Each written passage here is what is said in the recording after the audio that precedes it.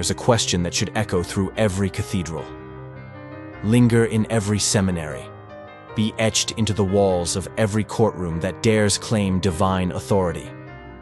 If a book were written by an all-knowing, all-loving God, why would it treat half of humanity as lesser? Why would it silence the voice of the mother, confine the mind of the daughter, and shape the woman into a servant, a spoil, a warning? Because that is the legacy of the Bible, not misread, not misunderstood, but written, preserved, enforced by men who carved their image into God and then called it holy. When confronted with this, the faithful offer a familiar excuse. It was just the culture back then, as if an eternal perfect being was simply going along with the customs of the time, as if God looked down on the world and chose to side with the oppressors.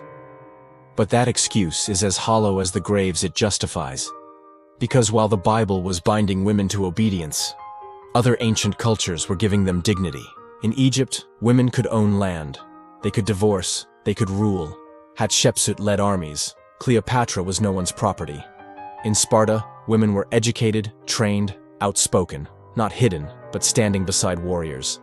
The Hittites allowed women to testify, to sign contracts, to resist.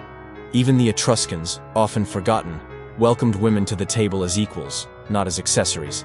And while these civilizations, flawed as they were, raised women up from the dirt, the Bible pushed them back down. Be silent. Be obedient. You were made for him. Not divine wisdom, just divine control. The Bible didn't merely reflect a broken culture. It codified it, sanctified it, etched it into stone and called it righteousness. A father could sell his daughter like cattle. A rapist could purchase his victim with silver and law. A man could collect wives. A woman, once discarded, had no name, no rights, no recourse.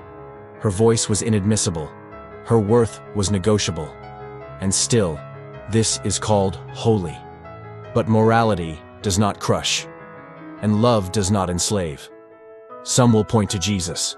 They'll say he was different, gentler, better. But did he tear down the system? Did he erase the chains? No. Instead, we hear from Paul, his apostle, his voice, tightening the noose. I do not permit a woman to teach or have authority over a man. We hear the echo of Eden. She was made for him. And in the early church, no woman preached, no woman led. Their silence wasn't broken, it was made sacred. Let's set aside justice. Let's speak in terms of function. Because even without morality, this system is a failure. When women are empowered, civilizations rise. During the Enlightenment, they fueled discovery. In war, they ran factories, saved economies, held entire nations together.